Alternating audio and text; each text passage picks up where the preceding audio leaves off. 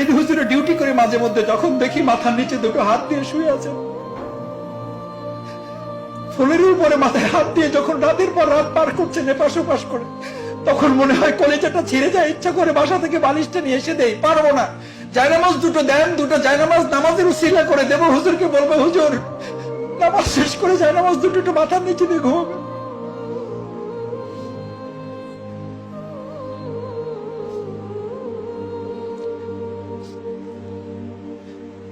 ওনাকে জিজ্ঞেস করা হয়েছিল, ওনাকেও জিজ্ঞেস করা হয়েছিল এই আন্দোলন ব্যতিরেকে আপনি অন্য যা কিছু করেন সেই আন্দোলনের আপনাকে আমির বানিয়ে দেওয়া হবে, সভাপতি বানিয়ে দেওয়া হবে,